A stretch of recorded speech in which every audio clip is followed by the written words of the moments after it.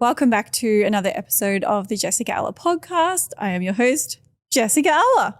And today's episode is why, this is a real question from somebody, why did breathwork, plant medicine, and energy healing help but not last? And there's an overarching theme in those three things. There's an overarching theme in that they each kind of only cover off one element of healing, but let's talk about each of them individually, because most people who've tried plant medicine have probably tried breathwork and energy healing and vice versa. To me, they are I don't want to call them surface level, but I don't want to not call them surface level. To me, they're not deep enough to actually create lasting change for somebody, because in order to create lasting change, we need to upgrade. If I use plant medicine as the first example, a lot of plant medicines allow us to transcend our ego. What makes them so powerful is that we connect into consciousness and we become almost egoless. And we have this sense of awe and excitement and connection, and we feel out of our body. And the euphoric feeling and the experiences that we have are because we can see things from an outside perspective. So people have these like visions and they have these realizations, these downloads when they're having plant medicine, because they can see things from an outside perspective.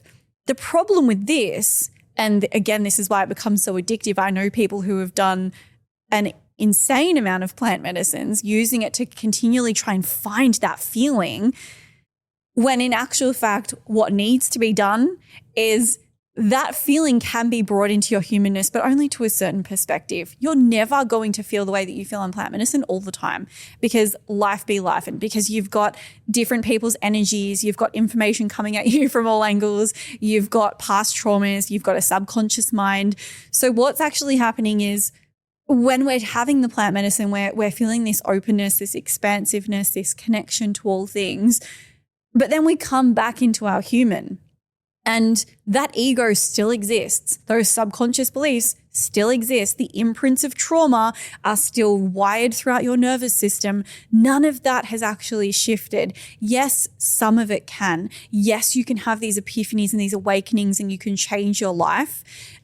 But through sheer force, you can become a new person and your identity will upgrade through your actions. But most people take the plant medicine and go back to living the exact same way that they were living before, solidifying the past identity that they still had. So plant medicine, for me, what's actually happening there is that we're connecting into consciousness. We're connecting in with, energy, universe, divine, creator, your soul, whatever you want to call it. But after that, we're coming back into our human. And if you haven't worked on your human, you're going to continue suffering, because even though, as some people would say, we are, spiritual beings having a human existence, they're really focused on the spiritual beings aspect and less on the fact that we're having a human experience. And to be human is actually to suffer. There is a level of suffering that comes with being a human. Can you imagine if we were walking around happy and euphoric and spiritual and connected and loving all of the time? Like, there would be nothing to work towards. We would just be living in nirvana. We would be in heaven. We'd just be floating around. And I don't believe that that's part of being a human. Part of being human is feeling the good and the bad and the polarity in that. But it is taking the visions that you have. And this is where people don't integrate enough. It's taking the visions that you have from the plant medicine and the realizations that you have and actually looking at, where's the gap? When you come back off the plant medicine, where's the gap between how I want to be living and how I'm currently living?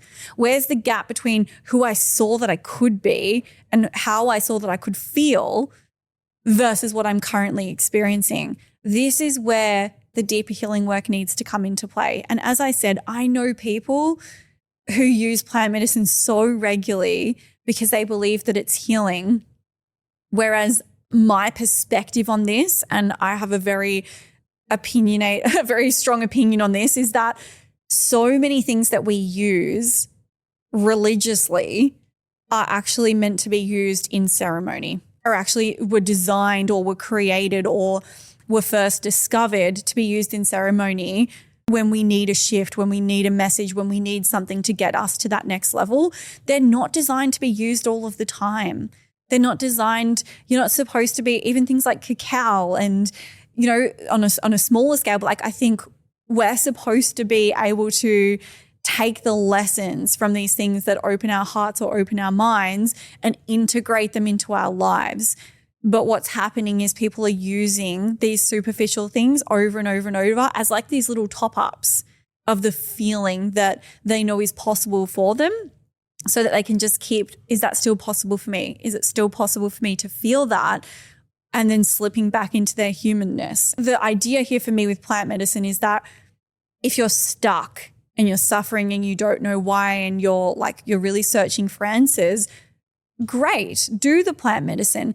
See the answers, feel the feelings, have the understanding, but bring it back into your life and think, what changes do I need to make now to align with what my soul has shown me? And this is literally my life's work, my life's mission, personally and for my clients, is suffering occurs when there is a gap between what our soul desires and the current life that we're living.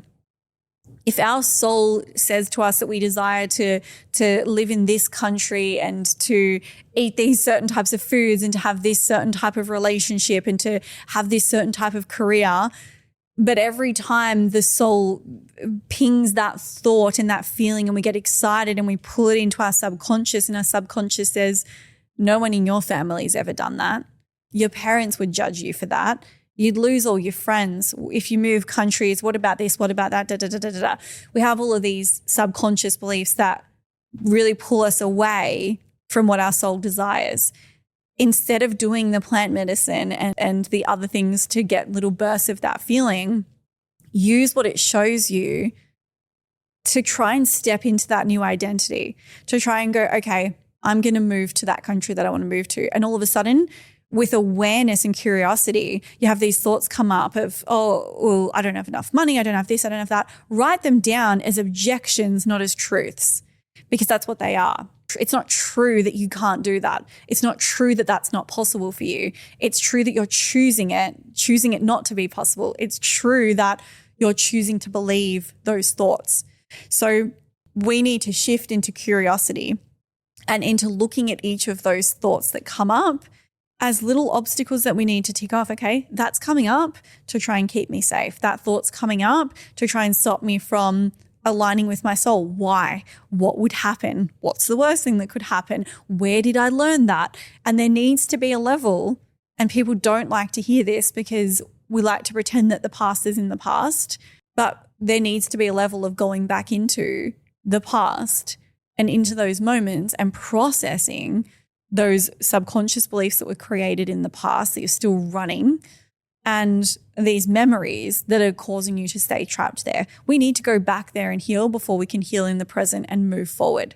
So we need to be looking at, what does the soul desire and what happens in my human when I try and step into that? What happens when I go, you know what, this is the thing that I really want to do, but I can't let those people down and they'll hate me and I'll lose this, or I'll lose my job, or I'll lose whatever. What's the things that come up? And looking at, those are just the fears. Those are just the past. Those are the limiting beliefs keeping you. And those are the beliefs and the thoughts that have got you to where you are right now. And if you're not where you want to be, you've got to change your thinking. And to change your thinking, you've got to change your beliefs. And to change your beliefs, you've got to figure out where they started, and you've got to process them back where they started. It really is that simple. Sounds complex, but it really is that simple. If you have somebody who knows how to do this and how to trace it back, it's a matter of taking in those objections and finding out where they started and releasing them. So this is what we do in Aruka. This is what Aruka therapists are trained to do. They're trained to find the cause. They're trained to take you back to that moment. They're trained to help you process everything at a deeper level, because nothing shits me more than watching people do surface level healing and surface level modalities and plant medicine and things in circles, and hearing them talk about the same problems and the same shit and watching them not move anywhere in life, like with love.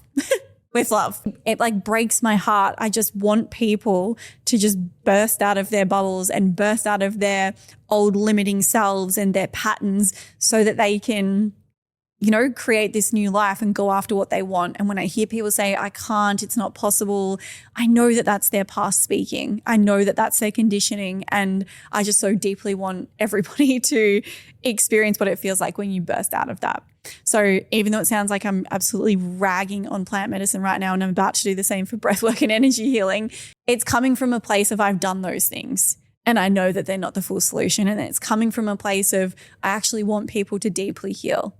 And there's something really important to say here is that like breathwork, plant medicine, energy healing, they have their place.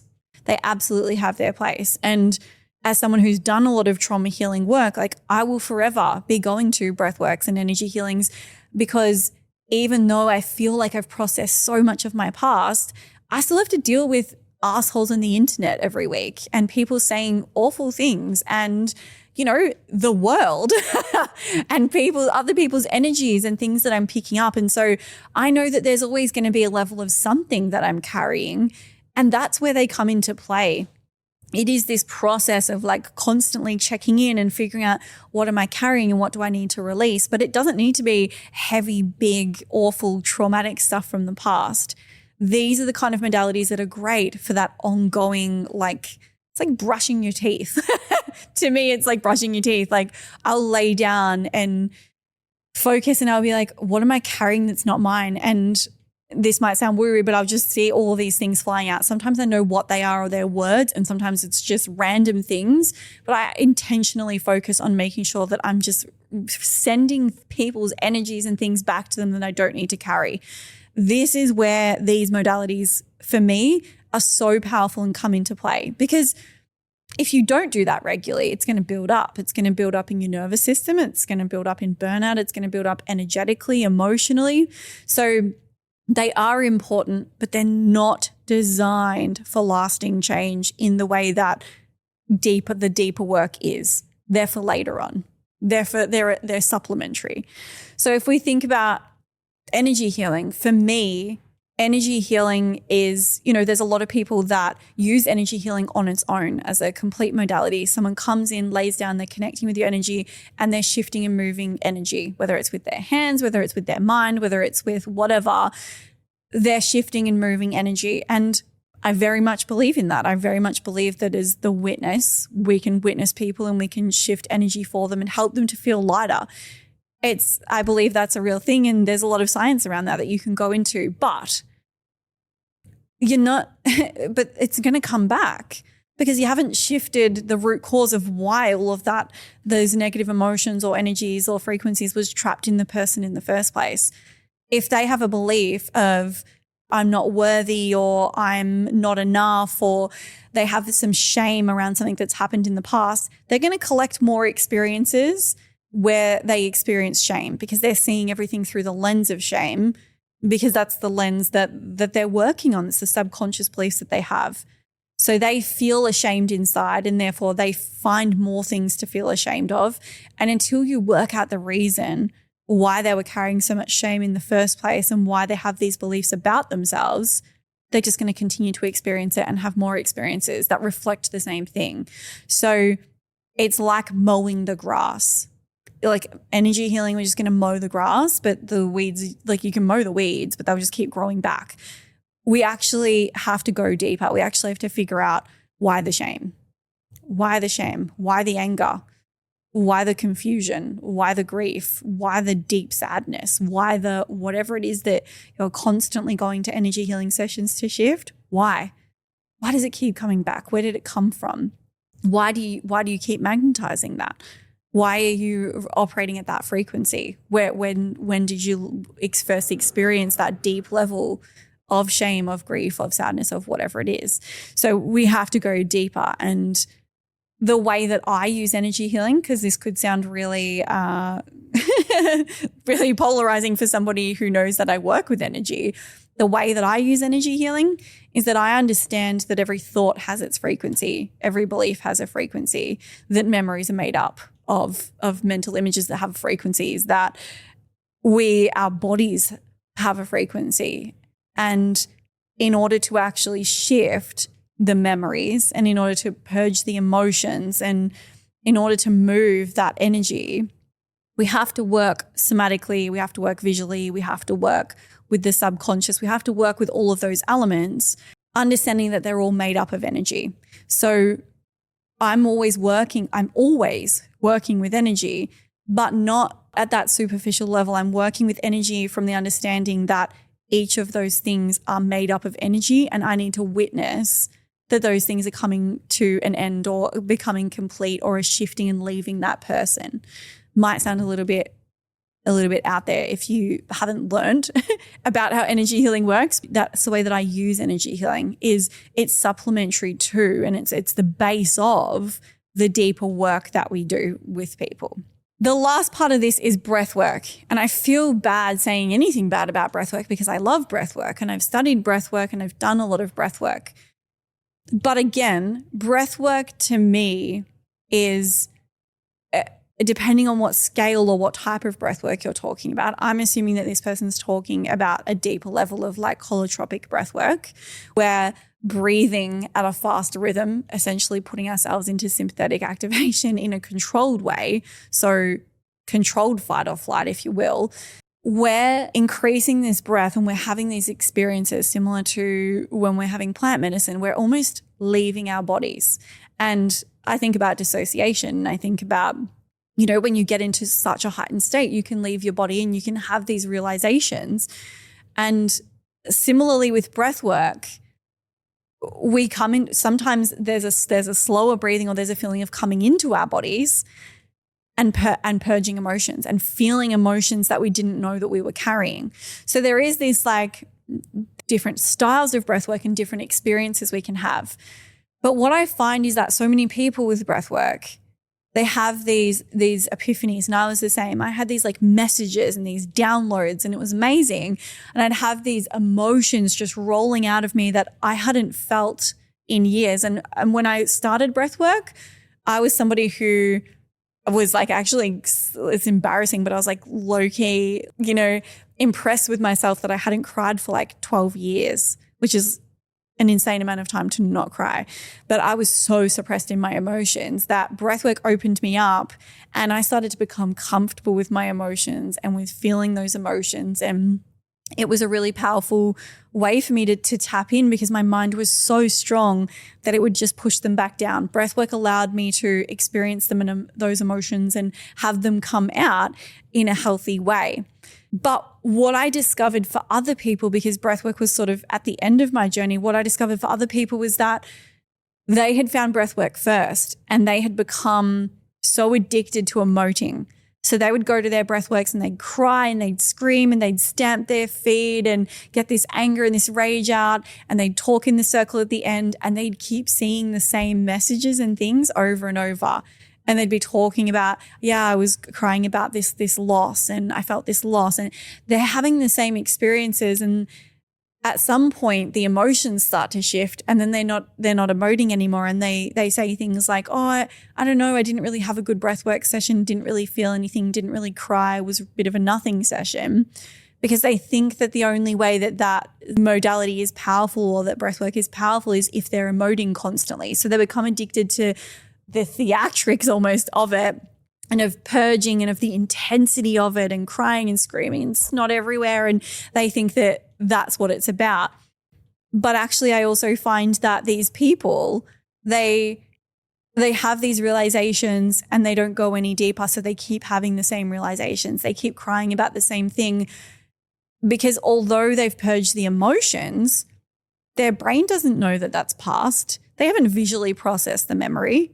That's still trapped within the nervous system, within the triggers that they have, the sound triggers, the certain words, relationship triggers. Like, it's still not processed within their mind. And you can cry about something all you want, but if in that moment, when that thing happened, you decided that you're alone and that you're worthless and that no one's going to love you and that whatever it is, no amount of breath work is going to shift that subconscious belief. You actually have to change that in your subconscious mind.